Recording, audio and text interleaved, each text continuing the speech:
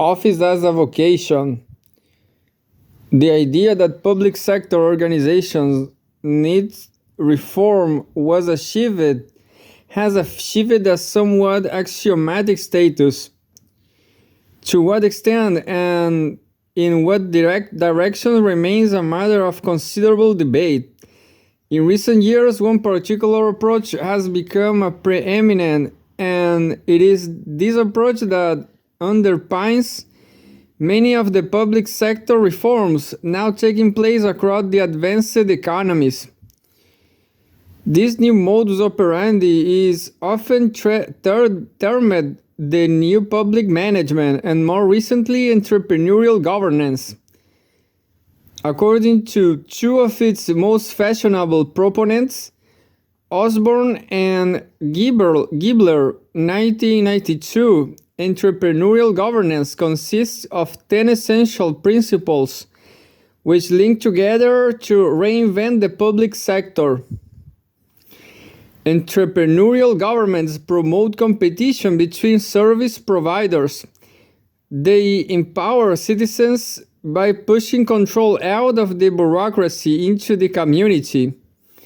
They measure the performance of their agencies, focusing not on inputs but on outcomes. They are driven by their goals, their mission, not by their rules and regulations.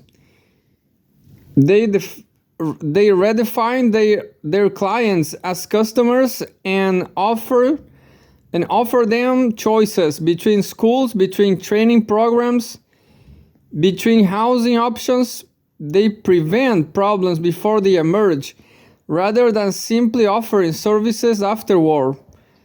They put their energies into earning money, not simply spending it. They decentralize authority, embracing participatory management. They prefer market mechanisms to bureaucratic mechanisms. And they focus not simply on providing public services, but on catalyzing all sectors, public, private, and voluntary, into action to solve their community's problems. The chief target of entrepreneurial governance, that which it defines itself in opposition to, is the public sector bureaucracy.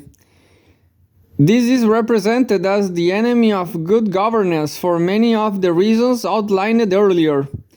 For example, the bureaucratic model is seen as unsuited to the dynamics of the global marketplace, the information age, and the knowledge-based economy, being too slow, inefficient, and impersonal to meet their imperatives. 1992. Although advocates of entrepreneurial governance such as Osborne and Gabler are critical of all forms of bureaucratic conduct, it is the perceived failure of bureaucracy in opening up people's personal involvement and ideals, empowering them, which comes in for some of the most severe criticism. According to Osborne and Gibler, 1992, many employees in bureaucratic organizations feel trapped, tied down by rules and regulations, numbed by monotonous tasks they know could be accomplished in half the time if they were allowed to use their minds. They live lives of quiet desperation when they have the opportunity to work for an organization with a clear mission and minimal red tape. They are often reborn. When they are moved into the private sector, they often experience the same sense of liberation. One can recognize a certain truth in their starting point, that bureaucratic organization can and often does create problems of motivation for individuals, particularly those at lower levels of the hierarchy, but they seem to neglect the fact that certain forms of organization have defects as a result of delivering politically sanctioned virtues. The rules and regulations against which Osborne and Gabler rail were not invented with the sole purpose of inhibiting individual entrepreneurial activity, but to prevent corruption and to ensure fairness, probity, and reliability in the treatment of cases. Jettisoning rules and regulations in the pursuit of entrepreneurial innovation will not eradicate problems but simply change them, rather than offering a permanent win-win situation in opposition to a bureaucratic no-win situation. Entrepreneurial forms of conduct exhibit both virtues and defects. The question is whether, on balance, the defects associated with ordered caution and reliable administration are more widely acceptable than those associated with a more creative, risky entrepreneurial style. Jordan, 1994, Duguay, 1994. One thing is for certain: advocates of entrepreneurial government cannot even conceive of such a question. They seem unable to represent bureaucracy in anything other than negative terms, inciting readers to develop a public and passionate hatred of bureaucracy. Peters, 1987, leaves little room for any positive evaluation of bureaucratic conduct. Indeed, texts such as those by Osborne and Gabler, 1992, and Peters, 1987, tell their readers very little about the technical, ethical, or social organization of the Bureau. Full stop. Instead, their main role appears to be to frame the difference between the vocational ethics of the entrepreneurial of the bureaucrat and those of the entrepreneur from the perspective of entrepreneurial principles, rather than describing the ethos of office. The entrepreneurial critic seeks to assess bureaucracy in terms of its failure to realize objectives which enterprise alone has set for it. Delineating the bureaucratic ethos. According to the advocates of entrepreneurial government, bureaucracy is both economically and morally bankrupt. They argue that bureaucratic organization is always likely to mean significant human and hence financial cost because the privilege is accorded to instrumental rationality, involves the simultaneous repression and marginalization of its other, the personal, the emotional, and so forth. In the traditional bureaucratic corporation, roles were so circumscribed that most relationships tended to be rather formal and impersonal. Narrowly defined jobs constricted by rules and procedures also tended to stifle initiative and creativity, and the atmosphere was emotionally repressive. Cantor, 1990. In this reading, bureaucratic organization is based upon a series of foundational exclusions whose absent presence erupts onto the organizational surface in the form of cumulatively disabling dysfunctions. To back up this claim, advocates of entrepreneurial government continually points to, amongst other things, a perceived lack of commitment, motivation, and identification amongst the bureaucratic workforce, which they attribute directly to rationalist systems that seem calculated to tear down their workers' self-image.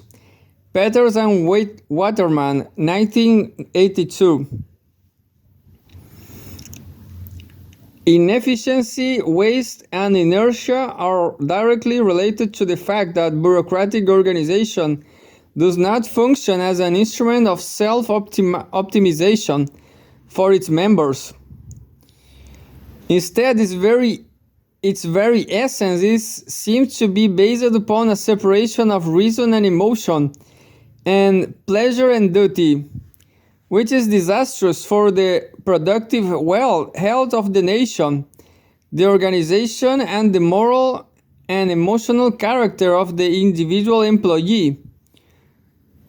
Although the entrepreneurial critic utilizes highly selective elements of the work of the premier theorist of bureaucratic culture, Max Weber, in making its case, particularly those passages where bureaucratization is seen as equivalent to a general process of disenchantment and deshumanization. The infamous Iron Cage of bureaucracy, their conclusions concerning the ethical defects of bureaucracy are in fact quite the opposite to those expressed by Weber.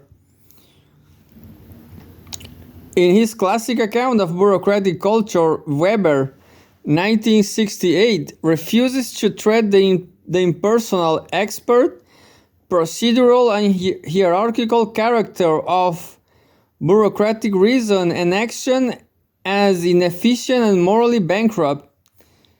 Instead, he makes it quite clear that the bureau consists in a particular ethos, or what the terms Lebensführung, not only an ensemble of purposes and ideals within a given code of conduct, but also ways and means of conducting oneself within a given life order.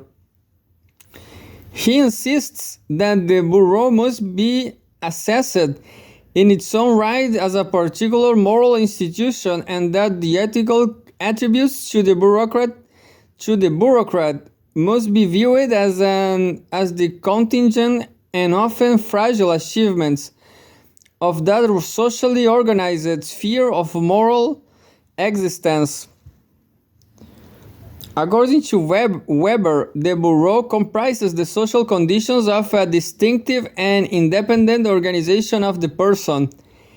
Among the most important of these conditions are the access to office is dependent upon lengthy training in a technical expertise, usually certified by public examination, and that the office itself constitutes a vocation, a focus of ethical commitment and duty, autonomous and superior to the bureaucrat's extra-official ties to class, kin, or conscience.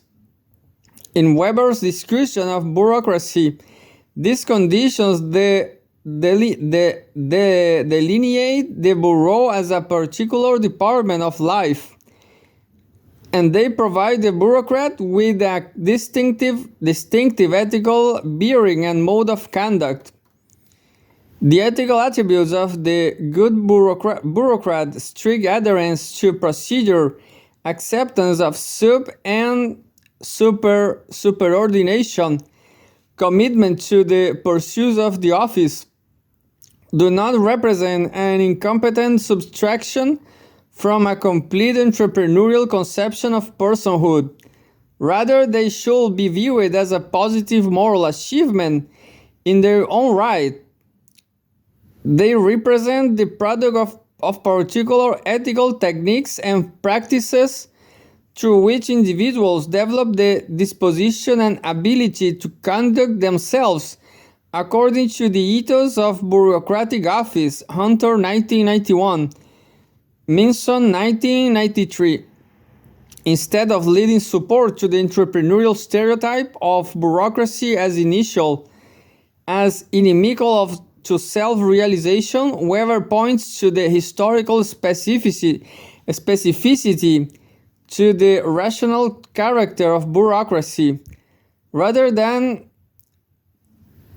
representing the denial of personal involvement in or the possibility of deriving personal pleasures from the conduct of office. Weber's 1968 stress on the impersonal, functional, and objective nature of bureaucratic norms and techniques refers simply to the setting aside of pre-bureaucratic forms of patronage that is to be excluded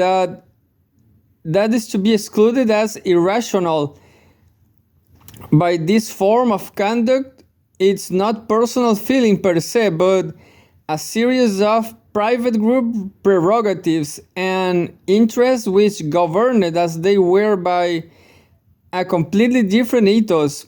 It was at other times deemed quite legitimate and reasonable to pursue. Minson, 1981.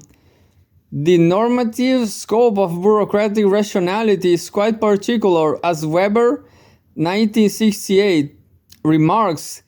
This freely creative administration will not constitute a realm of free arbitrary action and discretion of personally motivated favor and valuation as we find among the pre-bureaucratic forms. Weber proceeds to indicate that bureaucratic rationality does not operate to exclude all sentiment from organizational existence. Such an accusation leveled by the advocates of enterprise amongst many others completely misses the point that bureaucratic culture engenders no antipathy towards emotional or personal relations within the domain of the office as long as these do not open the possibility of corruption through, for example, the improper use of patronage, indulging incompetence, or through the betrayal of confidentiality. As Minson, 1993, argues the supposition of an essential antipathy between bureaucracy and informal relations, such as friendship, hinges on a romantic identification of such relations with freedom from normative compulsion, spontaneous attraction, intimacy, and free choice. When Weber describes bureaucratic conduct as precluding personally motivated actions, it is therefore important not to follow the advocates of enterprise and extend his intended reference from the exercise of personal patronage to the universal exclusion of the personal and or private realms. In a similar move, Weber also indicates that far from being morally and emotionally vacuous, formally rational modes of conduct to have an ethical basis. As Charles Larmor, 1989-87, has argued, Weber's concept of formal rationality has been consistently misappropriated and made to serve a function he never intended. It differs from its twin concept of substantive rationality, not by being narrowly instrumental and depend upon arbitrarily given ends, as the advocates of enterprise suggest, but taking account of the heterogeneity of morally. In other words, while the ethos associated with formal rationality is certainly premised upon the cultivation of indifference to certain moral ends, that very indifference is predicated upon an awareness of the irreducible plurality of and frequent incommensurability between passionately held moral beliefs and those of the possible moral costs of pursuing any one of them. Viewed within this frame, formal rationality is not associated with the development of an amoral instrumentalism, but with the cultivation of a liberal pluralist ethics of responsibility, which does take account of the consequences of attempting to realize essentially contestable values that frequently come into conflict with other values.